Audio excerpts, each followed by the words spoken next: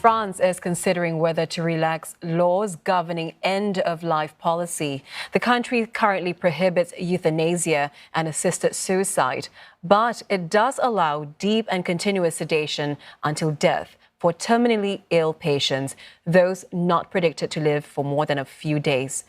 Cullen with more on how the possible policy change is causing controversy. Matters of life and death being discussed in the French city of Orléans.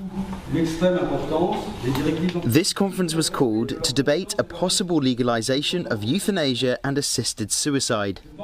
Some people at the meeting had previously worked in the healthcare sector and have seen prolonged suffering close up.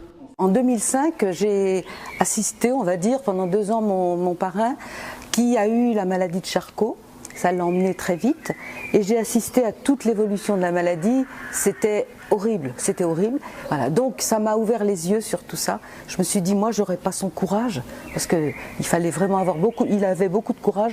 Moi, je l'aurais pas et je voudrais pas voir mes proches maintenant souffrir comme ça. Moi, je pense que c'est très important que les gens puissent choisir, comme elle a dit, leur fin de vie et non pas à supporter ce que les médecins ont décidé pour vous. One of the lead speakers at the conference was Anne Vivien, a retired anesthesiologist. She said there would be strict control over any change in euthanasia policy. À partir du moment où il y a une loi, il y a un cadre, que cette autorisation ou cette dépénalisation de l'aide active à mourir, elle sera encadrée, elle permettra aux médecins d'aider et de suivre les malades s'ils le suivent, s'ils le souhaitent, jusqu'au dernier moment. Et actuellement, la loi ne permet aucun contrôle. Elle interdit l'aide active à mourir, mais elle ne contrôle pas ce qui se passe. Donc c'est actuellement qu'il peut y avoir des dérives. Euthanasia has been legal in Belgium and the Netherlands for more than 20 years, and Switzerland has allowed assisted suicide since 1942. The Director General of the Right to Die with Dignity Association says it's a simple choice of acting on what the person with the illness wants for themselves. On doit écouter le patient. C'est pas parce qu'il est malade qu'il n'est plus citoyen et qu'il n'est plus maître de ses décisions. Le paternalisme, c'est terminé. Il faut arrêter d'infantiliser les gens. Donc la première chose, ce serait effectivement qu'on affirme le droit des patients, notamment en respectant les directives anticipées.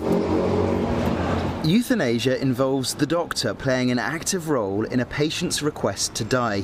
Assisted suicide is where somebody is given the means to end their own life.